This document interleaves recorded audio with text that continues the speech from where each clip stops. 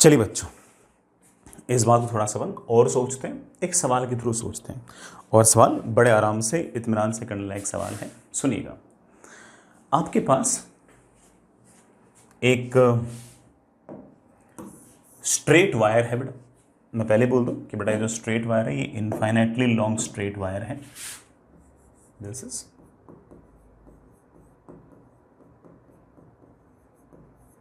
Infinitely long straight wire. इसके पड़ोस में बड़ा एक इसी प्लेन के अंदर एक रेक्टेंगुलर लूप पड़ा है जिसकी हाइट h है, लेंथ l है।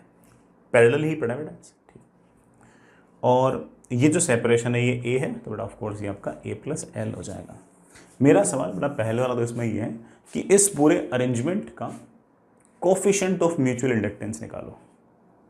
कोफिशिएंट ऑफ म्यूचुअल इंडक्टेंस निकालो। देखो बेटा यहां पर सर कैसे निकालो बेटा, या तो इसमें से करंट मान के इसमें से फ्लक्स निकाल ले। सर तो लूप ही नहीं है बेटा, इस लूप कैसे मान ले कि ऊपर तार है इन्फिनिटी तक, नीचे तार है इन्फिनिटी तक, फिर उधर से बेटा उधर से तार इन्फिनिटी से चलता चलता चलता चलता यूँ आ रहा है, ऐसे मान लो। या तो इसमें से करंट मान के इसमें से फ्लक्स निकाल ले, या उसमें से करंट मान के इसमें से फ्लक्स निकाल ले। दोनों ही केस में एम तो सेम आएगा। तुम कौन सा करोगे? आप बोलोगे सर ऑब्वियस बात है, इसमें करंट मान के इसमें से फ्लक्स निकालना बहुत आसान है, हमने कर भी रखा है, तो ऐसा कर लो। तो चलिए बच्चों, मैंने इसमें करंट मान लिया कि आई है। करंट हो ना हो म्यूचुअल इंडक्टेंस तो होगा ही होगा। मैंने करंट मान लिया कि म्यूचुअल इंडक्टेंस का बेटा करंट जो है वो आई है। अब मैं म्यूचुअल इंडक्टेंस निकाल रहा हूं। कैसे? इस करंट के कारण मैं जानता हूं कि इस पूरे के पूरे रीजन में अंदर की तरफ कोई ना कोई मैग्नेटिक फील्ड होगी। उस मैग्नेटिक फील्ड के कारण ऑफ कोर्स फ्लक्स होगा। काश मैं वो फ्लक्स निकाल पाऊं। वो फ्लक्स आएगा something something into I. That something something is known as our mutual inductance. Sir flux कैसे निकालेंगे? बेटा कितनी ही बार सिखा रखा मैंने आपको। फ्लक्स निकालने के लिए सिर्फ और सिर्फ एक काम करो, यहां से x डिस्टेंस दूर जाओ, यहां पर एक कट लो dx विड्थ का,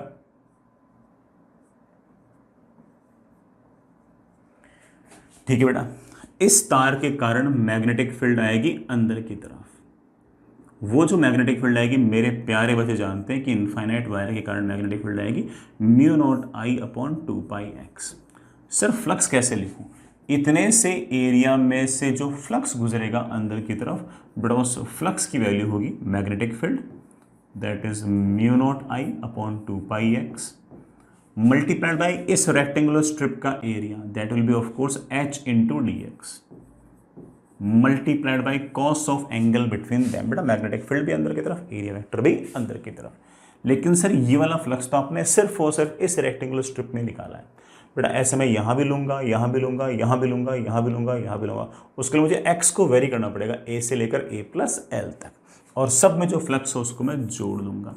तो net flux will be of course integration of D phi, mu naught बाहर, आई बाहर, h बाहर, 2π बाहर, integration of dx upon X. X की बेटा वैल्यू मुझे कहां से कहां तक वेरी करनी है? a से लेकर a प्लस एल तक। और मेरे पास फ्लक्स की वैल्यू आ गई है बेटा, कितनी आ गई है? Mu naught h upon 2π ln a plus L upon a times current. Loop 2 में से गुजरने वाला जो फ्लक्स है वो लूप 1 के करंट के डायरेक्टली प्रोपोर्शनल है। और हम जानते हैं कि ये जो कांस्टेंट ऑफ प्रोपोर्शनलिटी है यही हमारा बड़ा कोफिशिएंट ऑफ म्यूचुअल इंडक्टेंस है। हमारा पहला वाला सवाल तो हो गया है बेटा। म्यूचुअल इंडक्टेंस की वैल्यू आ गई मेरे पास बेटा, कितनी आ गई? That is mu naught h upon 2π log of a plus L upon. समझिए बेटा इस बात को, ये आ गया मेरे पास कोफिशिएंट ऑफ म्यूचुअल इंडक्टेंस। अब मैं इसी में एक सवाल और पूछ रहा हूं, इसी में सेम कंटिन्यूड है बेटा। If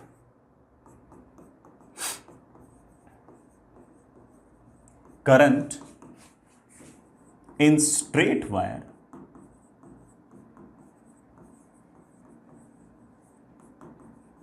is varying as I is equals to I naught cos omega t, find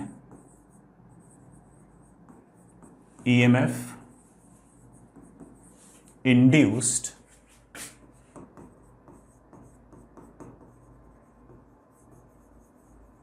in rectangular loop. अगर हमारे स्ट्रेट वायर के अंदर करंट की value I not cos omega T इस एक्सप्रेशन से अगर लगातार चेंज हो रही है तो बताओ कि इसके अंदर ईएमएफ इंड्यूस्ड कितनी होगी, बता देंगे, कोई दिक्कत नहीं है। अब हम इस बात को जानते हैं कि वैसे अगर हम बिल्कुल बेसिक से करना चाहूंगा तो मैं ऐसे कहूंगा कि देखो भाई, flux in loop 2 is equals to mutual inductance times current in loop 1। Mutual inductance कितना है बेटा? म्यूचुअल इंडक्टेंस की वैल्यू है, हाँ बेटा, कितनी है? Mu not H upon 2 pi log of A plus L upon A times current in loop 1। बेटा लूप 1 में जो करंट है वो कांस्टेंट नहीं है बेटा, वो वेरिएबल है और उसकी वैल्यू है आई नॉट कॉस ओमेगा टी। तो क्या लूप 2 के अंदर फ्लक्स चेंज हो रहा है? ऑफ कोर्स चेंज हो रहा है। तो उसमें क्या कोई ईएमएफ इंड्यूस आएगा? बिल्कुल आएगा। उसमें ईएमएफ इंड्यूस आएगा कि इस लूप 2 में से गुजरने वाले फ्लक्स को टाइम के रेस्पेक्ट डिफरेंशिएट कर दो। बेटा कर दो डिफरेंशिएट। इसका डिफरेंशियल हम जानते हैं बेटा कितना आएगा? Mu naught H I not omega upon 2 pi sine omega T. आसान सा आपका डिफरेंशिएशन है। ये है बेटा आपका ईएमएफ इंड्यूस्ड का फंक्शन, किसके अंदर? लूप 2 के अंदर, जो छोटा वाला जो रेक्टेंगुलर लूप है उसके अंदर आपका ईएमएफ इंड्यूस्ड। इसको आप डायरेक्ट लिख सकते थे कि sir that is equals to minus M into D I one by D T. ऐसे एम बेटा अपन निकाल रखा है, D I by D T करना है, जैसे अच्छा लगे वैसे कर दो। एक सवाल और कर लेते हैं बेटा। हमारे पास इस बार 2 रेक्टेंगुलर लूप्स हैं, दोनों को आराम आराम से देखिए। इसका अरेंजमेंट का कोफिशिएंट ऑफ म्यूचुअल इंडक्टेंस निकाल लीजिए। ये वाला जो लूप है बेटा, इसमें ये वायर है इनफाइनाइटली लॉन्ग, फिर ये बेटा ए लेंथ, फिर ये इनफाइनाइटली लॉन्ग, फिर ये ए लेंथ। दूसरा वाला जो है वो फाइनाइट रेक्टेंगल है जिसकी लेंथ एल है और हाइट एच है। इसकी बेटा लेंथ इनफाइनाइट और इसकी जो विड्थ है बेटा आपके पास ए है। इसका कोफिशिएंट ऑफ म्यूचुअल इंडक्टेंस आपको निकालना है। निकालिए बच्चों, निकालते हैं बच्चों। चलिए मैं इस भाई दोनों में से इसमें करंट मान के इसमें से फ्लक्स निकाल लो, या इसमें करंट मान के इसमें से फ्लक्स निकाल लो। आप बोलो सर इसमें करंट मान के इसमें से फ्लक्स निकालना आसान है, क्योंकि ये तो स्ट्रेट वायर है, स्ट्रेट वायर की वजह से, स्ट्रेट इनफाइनाइट लॉन्ग वायर है, उसकी वजह से मैग्नेटिक फील्ड लिखना आसान है। तो चलिए मैंने इसमें करंट मान लिया आई।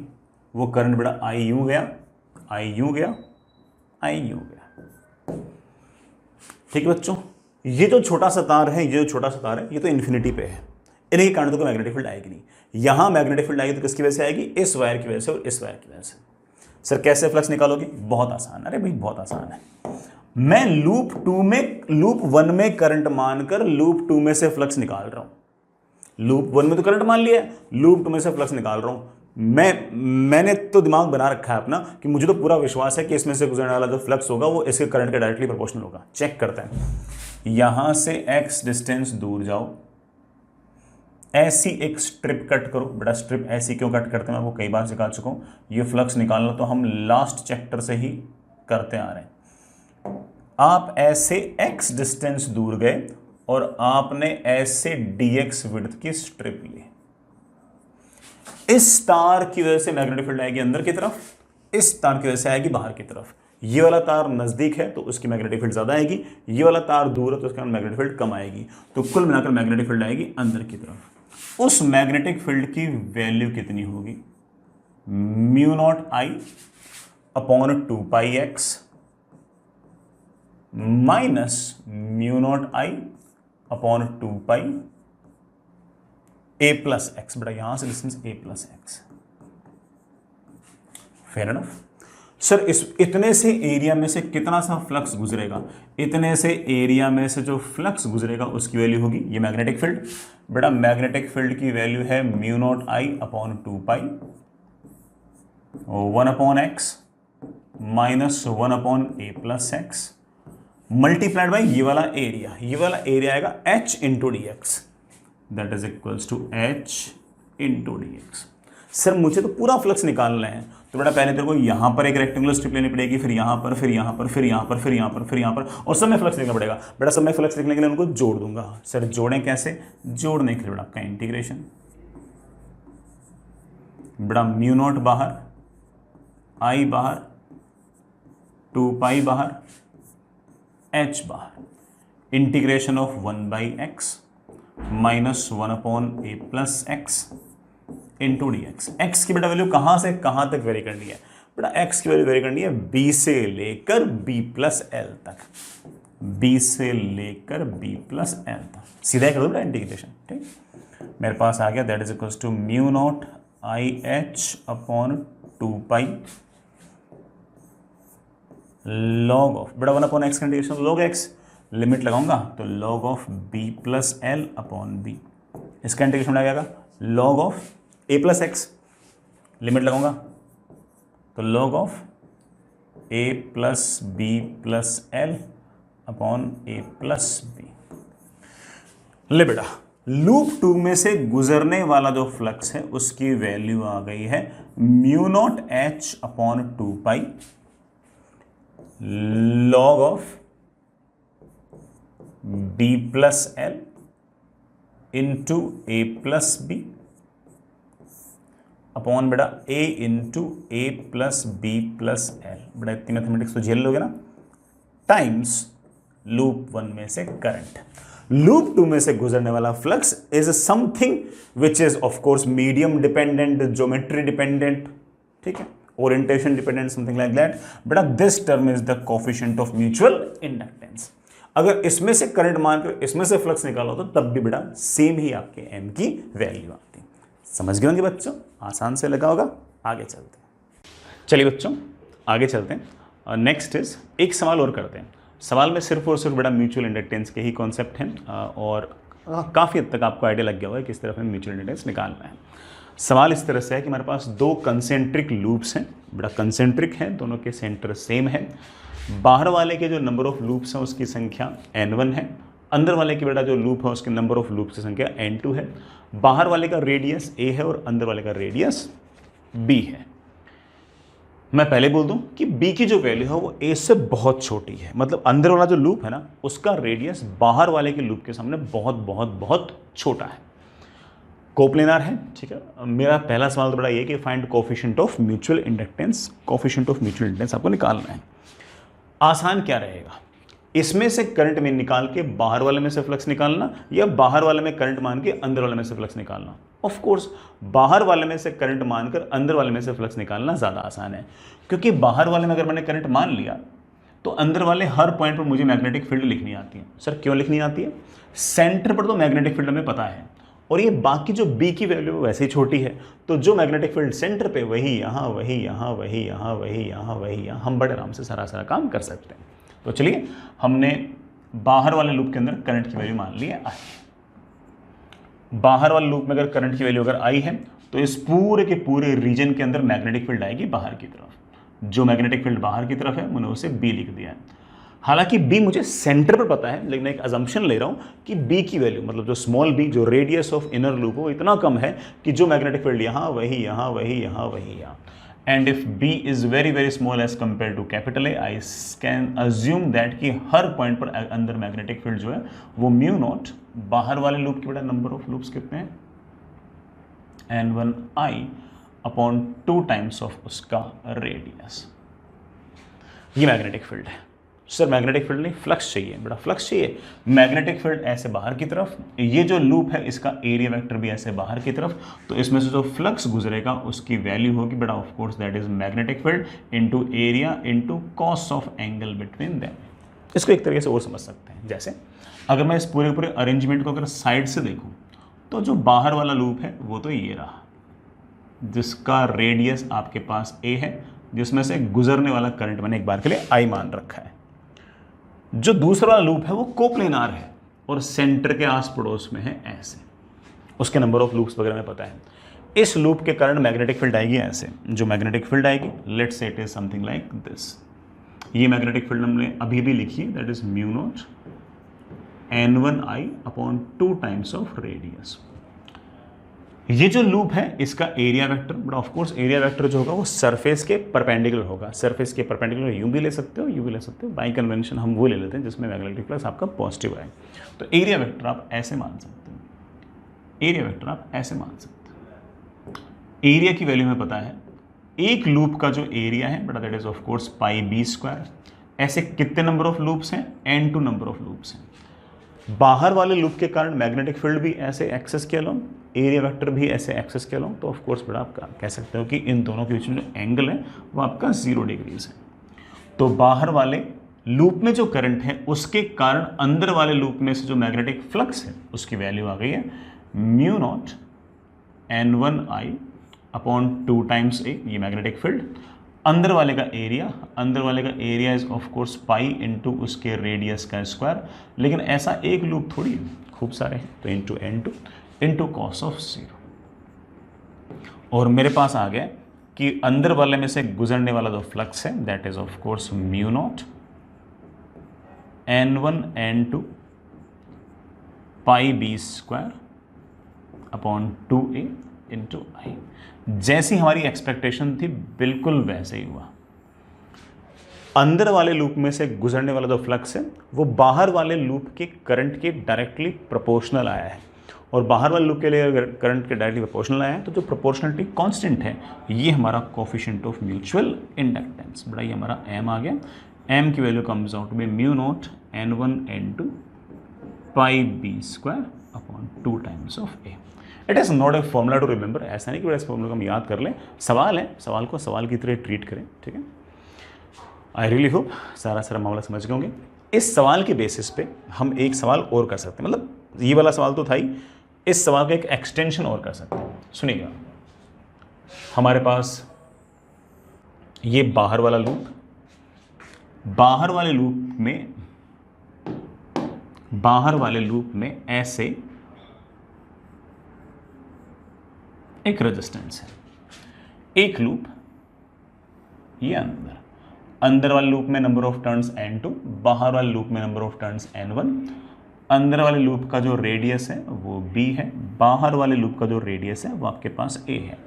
अगेन हम जानते हैं कि a is very very large as compare to b। सारी की सारी कहानी बिल्कुल सेम है। अब हमने क्या किया कि जो अंदर वाला लूप है उसके अंदर हमने किसी एक्सटर्नल सोर्स के द्वारा उसका करंट इस तरह से वेरी किया टाइम के साथ कि I is equals to I naught into T. Current किस में वेरी किया है? अंदर वाले लूप में। तो बाहर वाले लूप से गुजरने वाला जो फ्लक्स होगा वो समय के साथ चेंज होगा।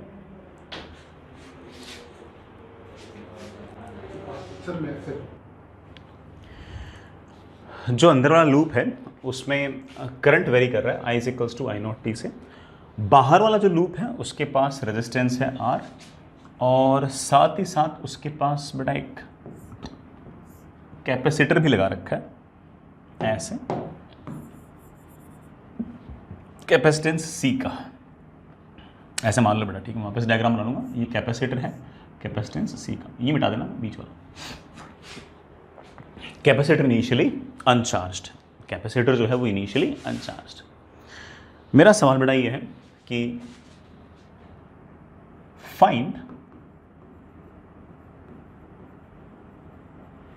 Charge on capacitor and current in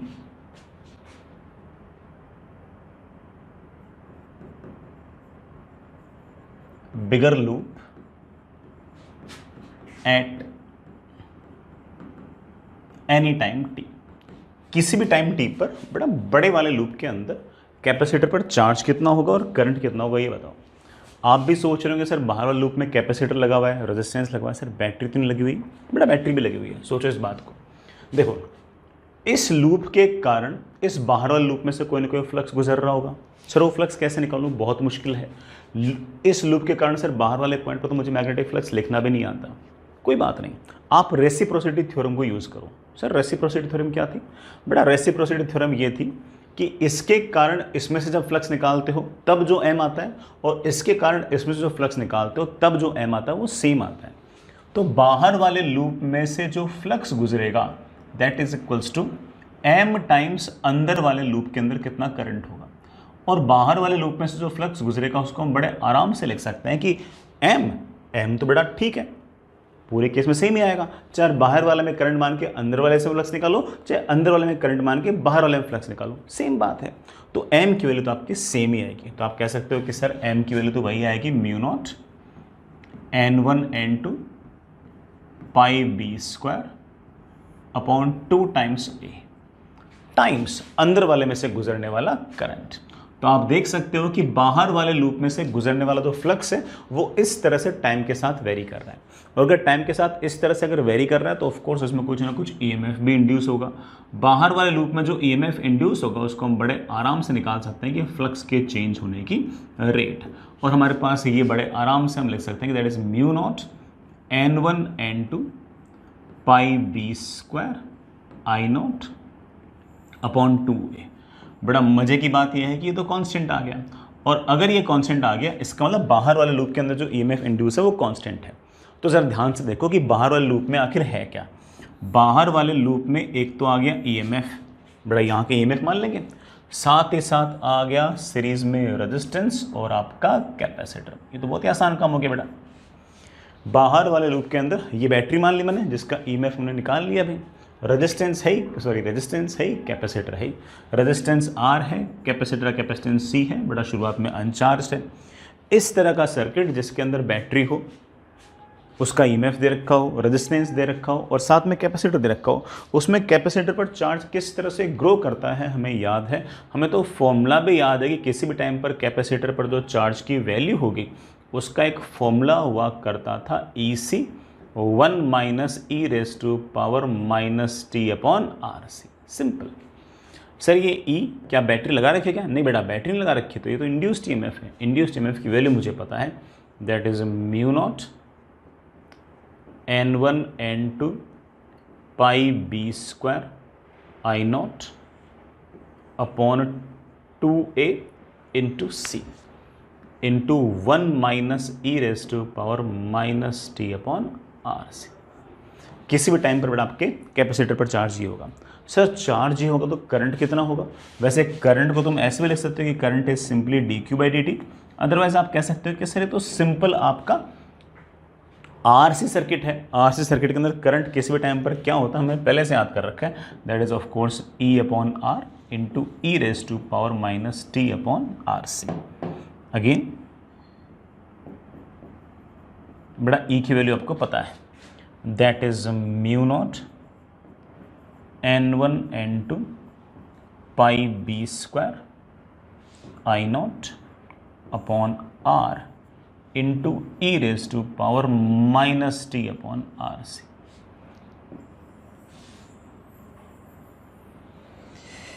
ये लो बेटा, ये आपके पास किसी भी टाइम पर करंट की वैल्यू है।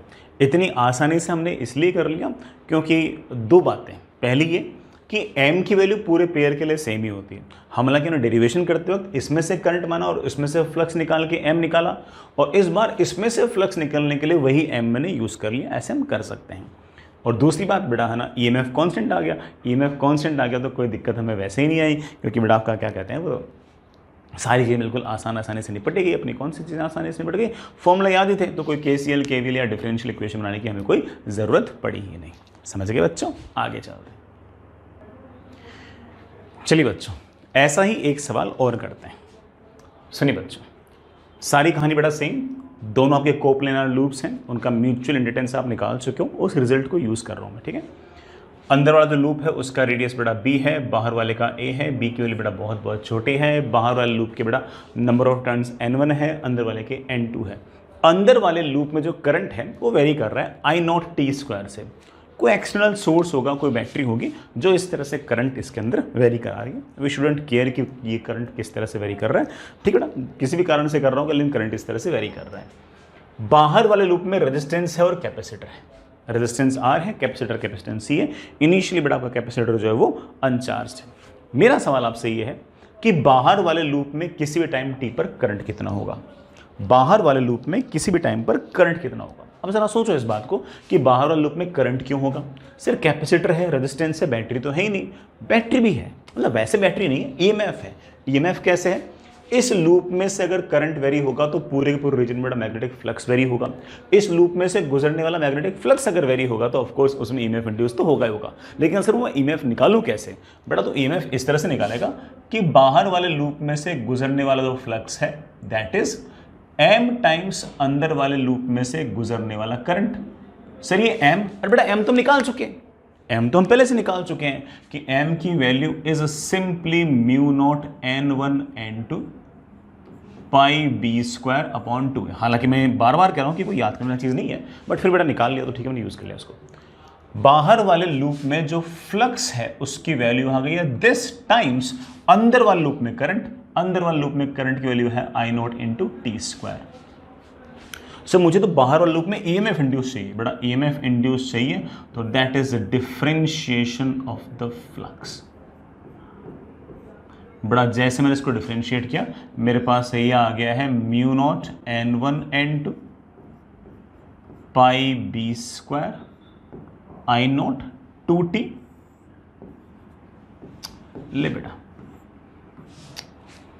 इस बार बेटा आपकी ईएमएफ कांस्टेंट नहीं है, ये जो ईएमएफ आई है बेटा मैं इसको जानबूझ कैसे लिख दूं? सम कांस्टेंट, बेटा तो सारी चीज कांस्टेंट है, E naught times T. E naught किसकी जगह लिख दिया मैंने? Mu naught n1 n2 pi B square I naught upon A की जगह लिख दिया, चलेगा ना? अब ये बाहर वाले लूप के अंदर ईएमएफ इंड्यूस है। अब जरा सोचो कि बाहर वाले लूप में क्या है। बाहर वाले लूप के अंदर एक तो मैंने बैटरी दिखा दी, एक्चुअल में कोई केमिकल सेल वगैरह नहीं लगा हुआ है बेटा, ये तो ईएमएफ वही है जो हमने निकाली है, इसकी वैल्यू है ई नॉट टी। साथ ही साथ तुम जानते हो कि बाहर वाले लूप के अंदर रेजिस्टेंस और कैपेसिटर है, तो आप कहोगे सर ये लो बैटरी के साथ रेजिस्टेंस है और ऑफ कोर्स कैपेसिटर है।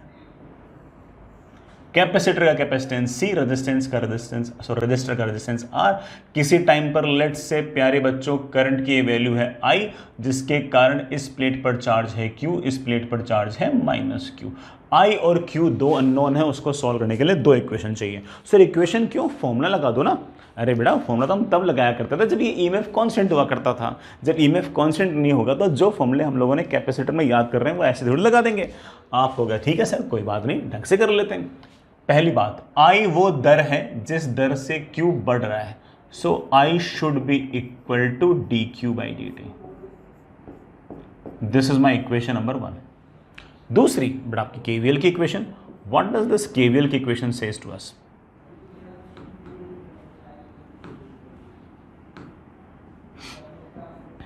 केवीएल की इक्वेशन सेज दैट यहां से यहां तक मेरे पास पोटेंशियल बढ़ा ई नॉट टी। चलते जाओ, रेजिस्टेंस में करंट की तरफ गया तो माइनस आई आर। कैपेसिटर के across potential difference is minus Q by C and that is equals to 0। Sir solve कैसे होगी?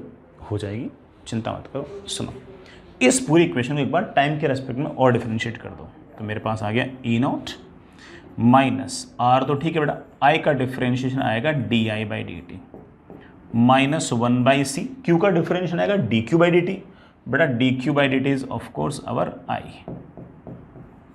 जीरो का डिफरेंशिएशन तो जीरो। मेरे पास ये आ गया है E naught minus I by C is equals to R times d I by D t, that is E naught C minus I upon R C is equals to D I by D T. ले बेटा आसान से differential equation है, solve तो होनी चाहिए। D T को ऊपर ले आओ, आर सी की हम कभी चिंता करते नहीं हैं क्योंकि वो कांस्टेंट है, D I upon E naught C minus I. Integrate integrate, जब टाइम जीरो है तो करंट जीरो है। सर क्यों? बेटा जब टाइम जीरो है तो आपका ईएमएफ जीरो, ईएमएफ जीरो तो आपका करंट जीरो। किसी भी टाइम टी पर लेट से बेटा करंट इज आई। एलएचएस का इंटीग्रेशन तो आ गया टी अपॉन आर सी। इसमें आई का कोफिशिएंट है -1 log of E naught C minus I upon E naught C. बेटा मेरे ख्याल से मेरे पास आ गया है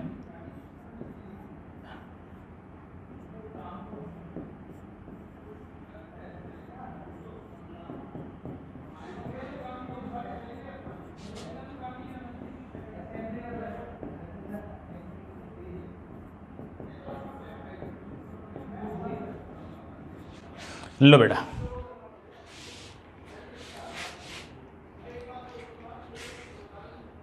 आई की वैल्यू आ गई है E naught C 1 minus E raise to power minus T upon R C. Sir ये ई नॉट, अरे बेटा ई नॉट हम निकाल चुके थे, मैंने तो थोड़ा टाइम बचाने के लिए बेटा वो उतना बड़ा एक्सप्रेशन जानबूझ के नहीं लिखा, अदरवाइज ई नॉट तो हम निकाल चुके थे। कितना बेटा ई नॉट आपका? ई नॉट है mu naught n1 n2 pi B square I naught upon A. ले बेटा मुझे तो ढंग से लिखना पड़ेगा, करंट की वैल्यू आ गई है mu naught n1 n2 pi B square I naught upon A into capacitance into 1 minus E raise to power minus T upon R C. किसी भी टाइम पर बेटा आपका जो करंट होगा it will be like this. Sir charge भी निकाल सकता हूँ कैपेसिटर पे? अरे क्यों नहीं निकाल सकते, बड़े आराम से निकाल सकते हो। इस आई को उठा के यहाँ रख दो, बड़ा चार्ज आएगा किसी भी टाइम पे, या फिर इस आई को रख दो D Q by D T, उसको इंटीग्रेट कर दो तब आंसर आ जाएगा। तो वो तो ठीक है बेटा निकल जाएगा, मेन चीज़ तो आपका करंट निकालना था वो तुम सीख ही गए। आगे चलते हैं, चलिए बच्चों आगे चलते हैं। Next is relation between mutual inductance and self inductance. छोटा सा रिजल्ट है बट मैं उससे भी डिराइव कर रहा हूँ, बहुत ही बढ़िया सा रिजल्ट है, अच्छा सा रिजल्ट है, कई सवालों में काम भी आता है। और सुनिए कहानी ऐसी है कि बेटा आपके पास एक आइडियल सोलेनॉइड टाइप सिचुएशन है। सोलेनॉइड का क्रॉस सेक्शनल एरिया ए है, उसकी लेंथ आपके पास एल है। एक वायर है जिसमें मैंने करंट भेज रखा है I1, बेटा मैंने व्हाइट वाले से दिखा रखा है इसको, और इसके number of turns per unit length जो है वो N1 है। तो total turns of course N1 into L हो जाएंगे। इसी तरह से मैंने एक और वायर भी लपेट रखा है ऐसे, जिसमें मैंने करंट भेज रखा है ऐसे I2, और इसके पास number of turns per unit length जो है वो N2 है। तो ऑफ कोर्स टोटल टर्न्स की संख्या तो N2 इंटू एल हो जाएगी। जो व्हाइट वाला आपका जो वायर है, अगर मैं पूछूं कि उसका कोफिशिएंट ऑफ सेल्फ इंडक्टेंस कितना होगा, तो आप बोलो सर फॉर्मूला याद है। फॉर्मूला था बेटा म्यू नॉट एन का square into volume. Volume will be of course cross sectional area into length. मैं ऐसा अज्यूम कर रहा हूं कि मेरे सारे के सारे बच्चों का फॉर्मूला याद है। इसी तरीके से जब का ग्रीन वाला वायर है उसका सेल्फ इंडक्टेंस कितना होगा, मेरे बच्चे बोले सर उसका सेल्फ इंडक्टेंस होगा म्यू नॉट उसके एन का square into of course volume. Volume is of course cross sectional area into L. ये तो बेटा ऑफ कोर्स सेल्फ इंडक्टेंसेस आ गए। सर मुझे म्यूचुअल इंडक्टेंस निकालना होगा तो निकाल लेंगे। म्यूचुअल इंडक्टेंस निकालना कोई बहुत भारी काम नहीं है, अभी निकालते हैं। लूप 1 व्हाइट वाला जो वायर है उसके कारण ग्रीन वाले लूप में से कुछ ना कुछ फ्लक्स गुजर रहा होगा, निकालते हैं उसको। ग्रीन वाले में से जो फ्लक्स गुजरेगा वो व्हाइट वाले के करंट के डायरेक्टली प्रोपोर्शनल आएगा। जो प्रोपोर्शनलिटी कांस्टेंट होगा वो आपका बड़ा क्या बोलते हैं उसे, वो हमारा कोएफिशिएंट ऑफ म्यूचुअल इंडक्टेंस होगा। लूप 2 में से गुजरने वाला फ्लक्स, अब देखना बेटा ग्रीन वाला जो एक लूप है उसका एरिया वेक्टर आएगा इस तरफ ए। व्हाइट वाले के कारण मैग्नेटिक फील्ड, व्हाइट वाले के कारण मैग्नेटिक फील्ड आएगी mu naught N1 into I1 multiplied by इसका area, area is of course A.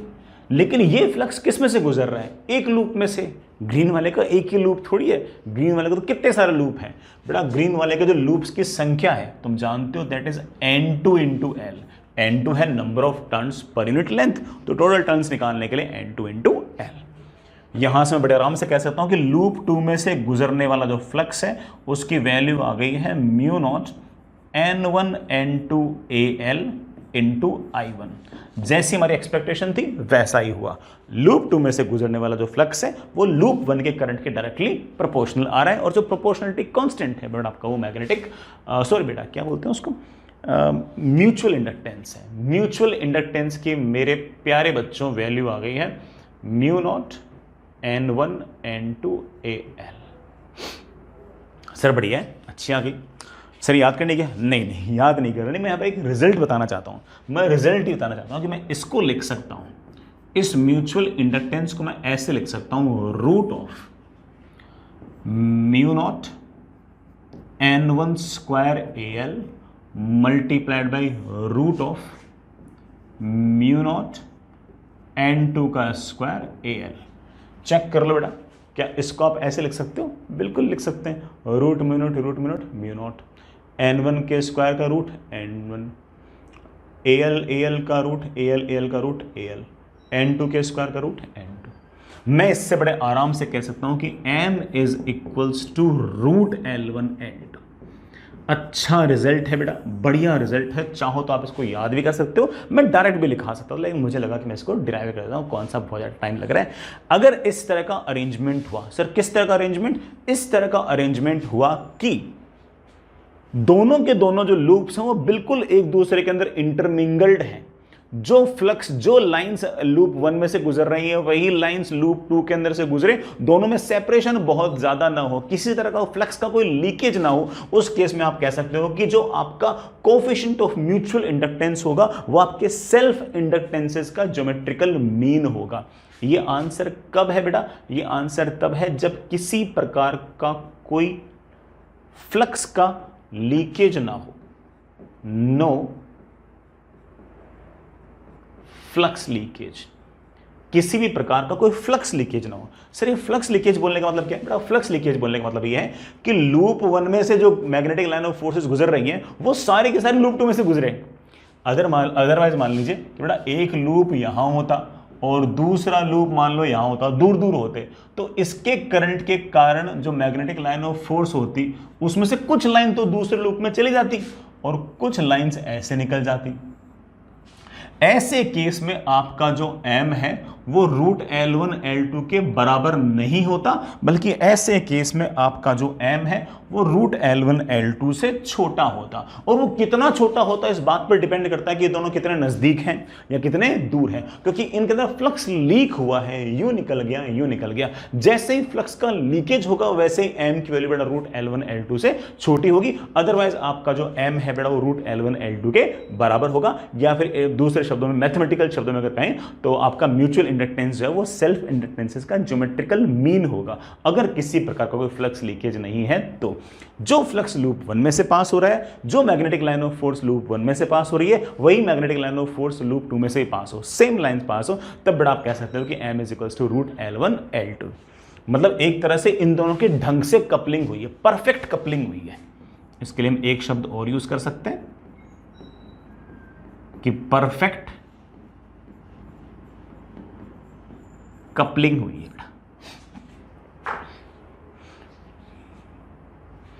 I hope बड़ा वाला फॉर्मूला आप याद रख लोगे। इस तरह बड़ा सवाल शीट के अंदर भी होंगे। L1 दे रखा होगा, L2 दे रखा होगा, m पूछ रखा होगा, पता है ना कि m is equals to root L1 L2 अगर परफेक्ट कपलिंग हो रखी है तो। अगर परफेक्ट कपलिंग नहीं हो रखी और इस तरह से फ्लक्स लीकेज है बेटा, उस केस में आपका m जो होगा वो रूट L1 L2 से छोटा आएगा। अगर बेटा किसी प्रकार का लीकेज हुआ तो m की जो वैल्यू है बेटा वो फिर ऐसे कह सकता हूं, ले बेटा 0 से लेके रूट L1 L2 तक कुछ भी हो सकता है, डिपेंडिंग ऑन बेटा सिचुएशन। अगर इस तरह से प्योर जो लाइन आपकी लूप 1 में से गुजर रही है वही लाइन लूप 2 में से गुजरे, तब तो आप लिख दिया करो कि m is equal to root L1 L2। Otherwise आपके m की जो वैल्यू है वो रूट L1 L2 से थोड़ी सी छोटी भी आ सकती है। These are the results to remember. बेटा ये भी याद रखें और ये भी याद रखें। सर m की वैल्यू रूट L1 L2 से कितनी छोटी हो सकती है? डिपेंड करती है, दोनों लूप नज़दीक होंगे तो बड़ा रूट L1 L2 के पास ही होगी। जितना दूर लेके जाओगे बड़ा ऑफ कोर्स है ना m की वैल्यू उतनी ही कम आती जाएगी, क्योंकि आपका फ्लक्स जो आया है एक लूप के कारण दूसरे लूप में से गुजरने वाला फ्लक्स कम आएगा, तो m की वैल्यू भी तो कम आएगी। आई होप बेटा इस बात को समझ गए होंगे। आसान सा पॉइंट था, आगे चलते हैं। आगे चलते हैं बच्चों। जैसे मान लीजिए मैं ऐसे एक बड़ा एग्जांपल ले रहा हूं कि एक लूप, एक इंडक्टर बेटा ये रहा, इसका coefficient of self inductance L1, ये बेटा मेरे पास कोई इंडक्टर रहा, इसका coefficient of self inductance let say L2। इसमें अगर मैंने कोई ना कोई करंट अगर I1 भेजा तो उसके कारण बेटा मैग्नेटिक लाइन ऑफ फोर्सेस यूं आएंगी, उसमें से कुछ मैग्नेटिक लाइन ऑफ फोर्सेस दूसरे लूप से भी गुजर सकती हैं और कुछ लाइंस बेटा ऐसे भी निकल सकती हैं, मतलब लीकेज भी हो सकता है। इस केस में इन दोनों लूप्स के बीच का जो कोफिशिएंट ऑफ म्यूचुअल इंडक्टेंस होगा वो एग्जैक्टली रूट L1 L2 नहीं होगा, उससे कम होगा। एग्जैक्टली रूट L1 L2 कब होगा? जब दोनों के दोनों बिल्कुल इंटरमिंगल्ड होंगे, ठीक है। अदरवाइज बेटा आपका m जो है वो रूट L1 L2 से छोटा भी हो सकता है। अब वो कितना छोटा होगा वो इस बात पर डिपेंड करेगा कि दोनों कितने नजदीक हैं कितने दूर हैं। Exact value will depend on कि how the relative position and how the relative orientation is. आप कह सकते हो एग्जैक्ट वैल्यू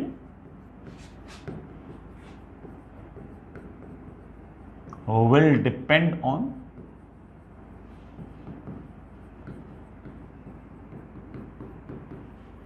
relative position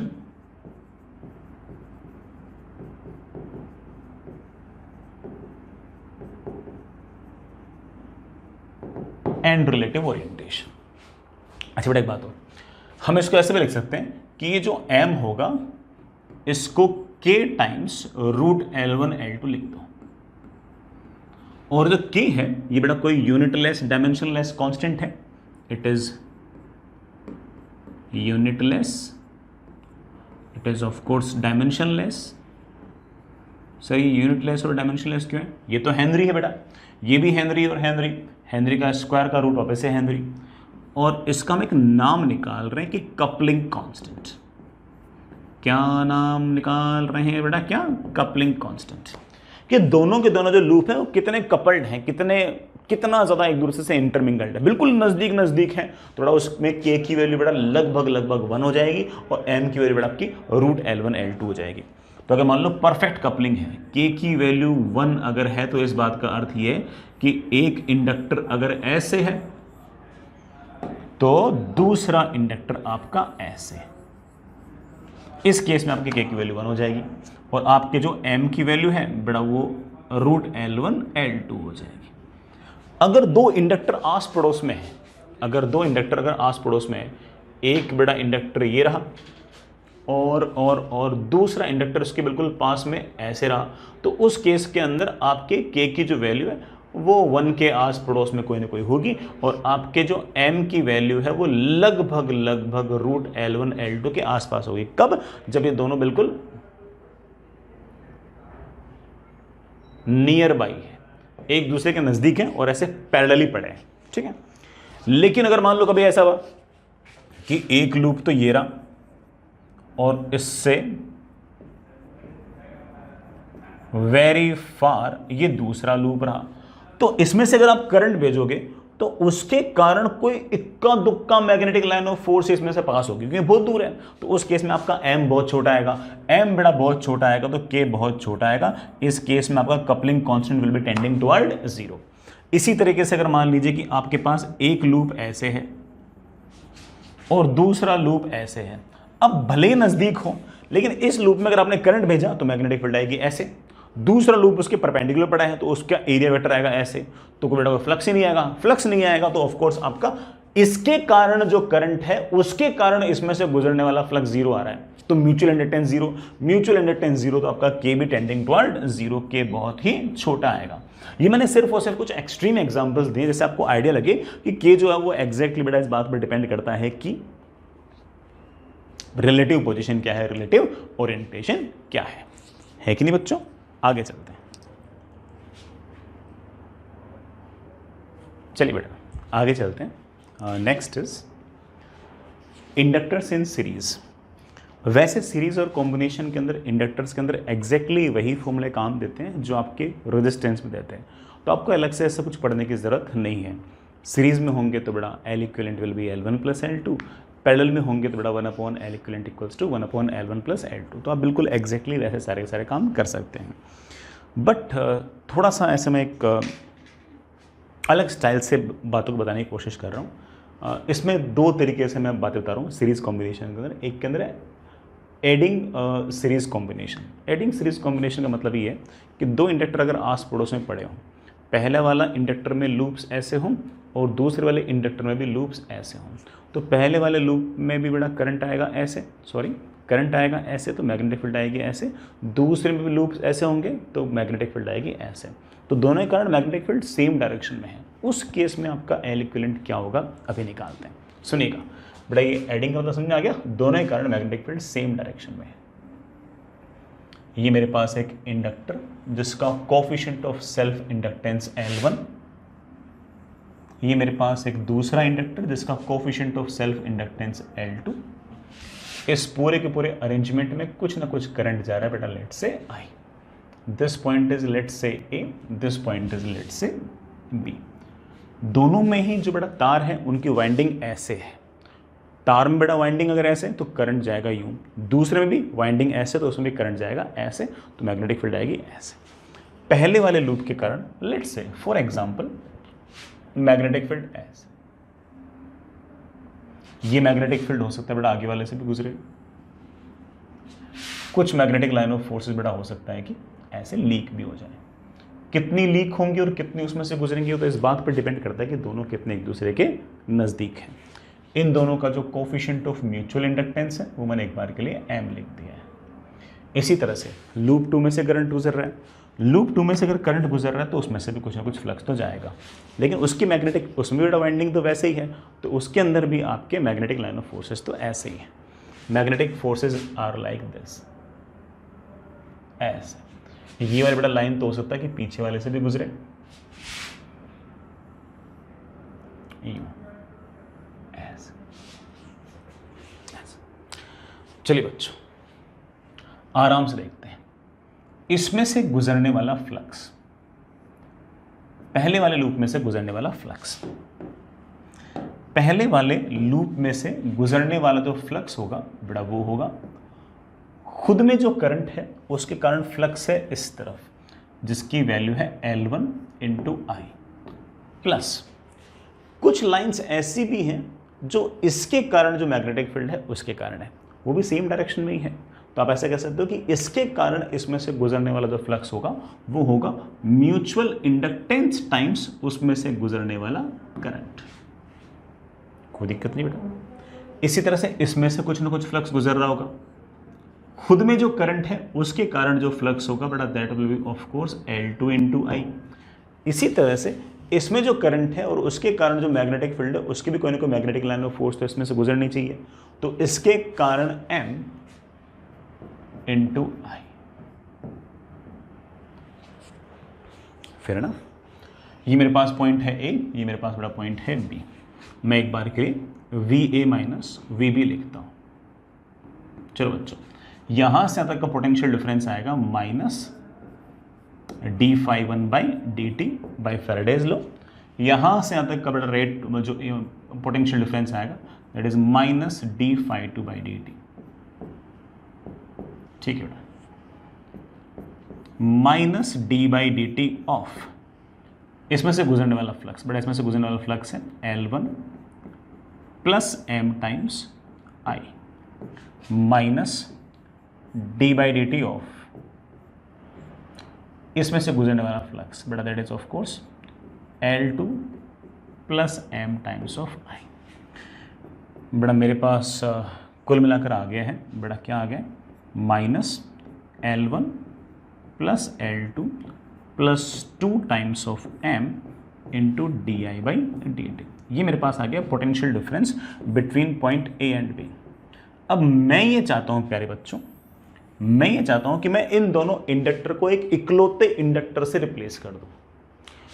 जिस इकलौते इंडक्टर से मैं इसको रिप्लेस करूंगा उस इंडक्टर का जो कोफिशिएंट ऑफ सेल्फ इंडक्टेंस है मैं उसे ले देता हूं L इक्विवेलेंट, और उसे A और B पॉइंट के बीच में अगर लगाता हूं और करंट अगर I भेजता हूं तो वही पोटेंशियल डिफरेंस आना चाहिए जो इन दोनों के अक्रॉस पोटेंशियल डिफरेंस है। यही तो बड़ा ऑफ कोर्स L इक्विवेलेंट की डेफिनेशन हो सकती है। मैं बड़े आराम से वैसे कह सकता हूं कि VA माइनस VB इकलौता इंडक्टर है तो तुम जानते हो that is minus of L equivalent into D I by D t. कोई दिक्कत तो नहीं बेटा। This is my equation number 1, this is my equation number 2। Inductor में करंट की तरफ जाओगे तो पोटेंशियल डिफरेंस आता है minus L d I by D t. इन दोनों इंडक्टर को अगर मैं इकलौते इंडक्टर से अगर रिप्लेस कर रहा हूं तो जो पोटेंशियल डिफरेंस यहां से तक आएगा वही पोटेंशियल डिफरेंस यहां से तक आएगा। जैसे मैंने इक्वेशन 1 को और इक्वेशन 2 को इक्वेट किया वैसे ही मेरे पास d I by D t cancel, minus से माइनस कैंसिल, और L इक्विवेलेंट की मेरे पास प्यारे बच्चों वैल्यू आ गई है L1 plus L2 plus 2 times of M। याद करना चाहो बेटा याद कर सकते हो, मैंने पूरा डिराइव कराया है। अगर डेरिवेशन से आपको हल्की फुल्की भी दिक्कत हो कोई इशू नहीं बेटा, आप तो सिर्फ और सिर्फ फॉर्मूला से भी काम चला सकते हो। मैं एक बात और बोलूँगा यहाँ पे कि इन जनरल, अच्छा कोई बच्चा और स्टाइल से लिखना चाहे तो लिख सकता है कि that is L1 + L2 + 2 times बेटा म्यूचुअल इंडक्टेंस को मैं लिख सकता हूँ K टाइम्स √L1 L2। और अगर दोनों इंडक्टर बहुत नज़दीक हैं तो आप जानते हो K की वैल्यू आपकी टेंडिंग टुवर्ड 1 आएगी, लगभग 1 आएगी। ठीक है बच्चों, लेकिन इन जनरल अक्सर बेटा, इन जनरल मतलब अक्सर आपके दोनों के दोनों जो इंडक्टर हैं वो थोड़े दूर होते हैं। जब दूर होते हैं तो उस केस में आपका K जो होता है वो टेंडिंग टुवर्ड 0 होता है, तो आपका M जो है वो टेंडिंग टुवर्ड 0 होता है। उस केस में तो सीधा ही आप कह सकते हो कि L equivalent will be simply L1 + L2। चलिए तो वही फॉर्मूला आ गया जो रेजिस्टेंस का आता है। अरे बेटा वही तो कह रहा था मैं आपको, इंडक्टर में सीरीज पैरेलल के वही फॉर्मूले हैं जो फॉर्मूले रेजिस्टेंस के थे, वही फॉर्मूला है। हाँ, सवाल में जानबूझ के ऐसा क्या रखा हो कि नहीं म्यूचुअल इंडक्टेंस भी कंसिडर करना है, और म्यूचुअल इंडक्टेंस इस तरह से कंसिडर करना है कि दोनों की वाइंडिंग, दोनों जो इंडक्टर्स हैं उनकी वाइंडिंग ऐसे हुई है कि दोनों के कारण जो मैग्नेटिक फील्ड क्रिएट हुई है वो सेम डायरेक्शन में है। तब आप कह सकते हो कि that is L equivalent will be L1 + L2 + 2M। Otherwise तो आप बेटा सिर्फ और सिर्फ L1 + L2 बोल दो, कोई दिक्कत नहीं है। तो सवाल की लैंग्वेज से आप बड़े आराम से समझ सकते हो कि बेटा आपका L इक्विवेलेंट कितना आएगा। ठीक है बच्चों, आगे चलते हैं। चलिए बच्चों आगे चलते हैं। नेक्स्ट इस केस में तो दोनों के दोनों जो लूप थे उनके कारण जो मैग्नेटिक फ्लक्स था वो सेम डायरेक्शन में था। अगर अपोजिट डायरेक्शन में क्या होगा तो उसे भी देख लेते हैं। हेडिंग लिखिए बेटा, inductor in series opposing series combination. Opposing series combination मतलब अगर एक जना अगर मैग्नेटिक फ्लक्स यूं क्रिएट कर रहा है तो दूसरे वाला इंडक्टर मैग्नेटिक फ्लक्स ऐसे क्रिएट करेगा। चलो देखते हैं। ये मेरे पास एक इंडक्टर है, ये लेफ्ट मोस्ट पॉइंट जो है ये आपके पास A है, जो राइट मोस्ट पॉइंट है बड़ा this point is your B। ठीक है बच्चों, इस पहले वाले लूप के अंदर लेट्स से वाइंडिंग ऐसी है, वाइंडिंग ऐसी है तो उसके कारण मैग्नेटिक लाइन ऑफ फोर्सेस यूं है, उसमें करंट जाएगा ऐसे तो magnetic field will be like this.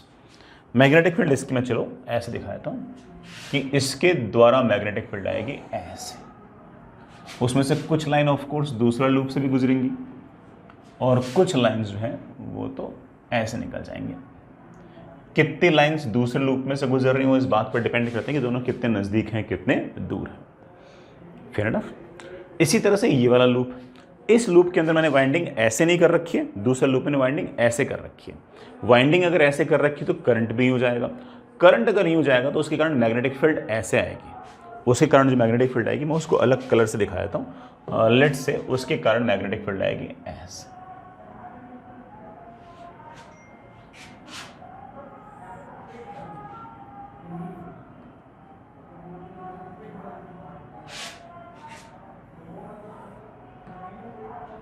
Let's say बड़ा उसके कारण जो मैग्नेटिक लाइन ऑफ फोर्सेस है वो नहीं जा रही। Fair enough. अब सुनिएगा बेटा, इस पहले वाले लूप में अगर मैं देखूं तो इसमें से जो फ्लक्स गुजर रहा है वेरी सिंपल, खुद के करंट के कारण इस तरफ जा रहा है L1 × I, इसके कारण जो मैग्नेटिक फील्ड है उसके कारण भी बड़ा फ्लक्स आ रहा है इधर की तरफ M × I, इधर की तरफ L1 × I, इधर की तरफ M × I। कुल मिलाकर फ्लक्स मेरे बच्चे आ गया L1I - MI। Fair enough. इस लूप में से फ्लक्स कितना गुजरेगा, वेरी इजी, खुद के कारण फ्लक्स आएगा L2 × I, ऑब्वियस बात है, माइनस इसके कारण जो मैग्नेटिक फील्ड है उसके कारण इधर की तरफ आएगा M × I, तो -M × I। सर माइनस क्यों किया बेटा, दोनों अपोजिट डायरेक्शन में थे इसलिए माइनस कर दिया, पिछले वाले केस में दोनों सेम डायरेक्शन में थे इसलिए मैंने उनको ऐड कर दिया।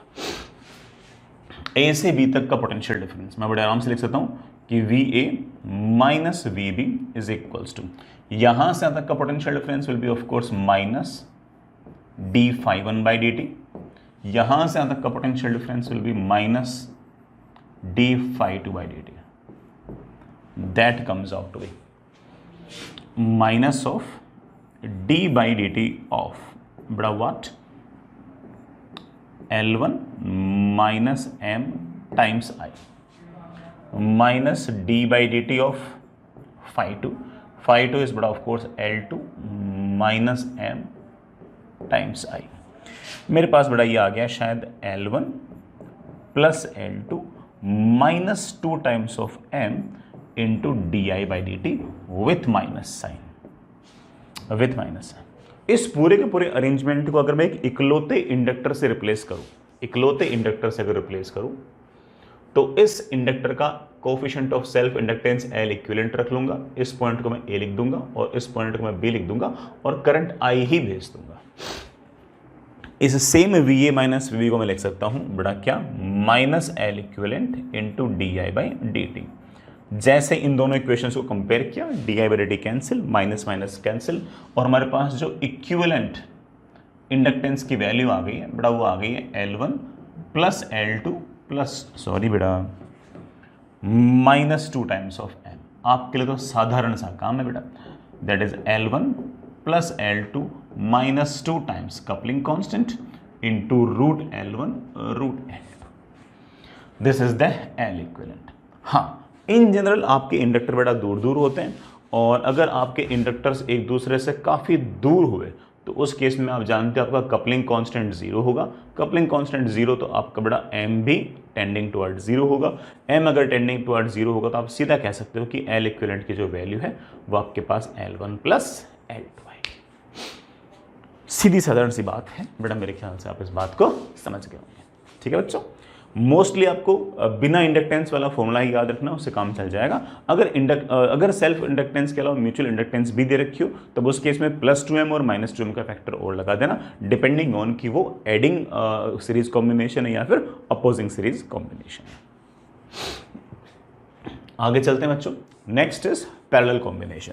हालांकि मैं हल्का फुल्का बोल चुका आपको कि बेटा पैरेलल कॉम्बिनेशन भी वैसा ही फॉर्मूला आएगा जैसे रेजिस्टेंस का है। मैं जो फॉर्मूला निकाल रहा हूँ बिना म्यूचुअल इंडक्टेंस के निकाल रहा हूँ। मैं ऐसा मान के चल रहा हूँ कि ये वाला इंडक्टर, ये वाला इंडक्टर, ये वाला इंडक्टर सारे के सारे एक दूसरे से काफी दूर हैं, वेरी फार है, एक दूसरे से वेरी फार है।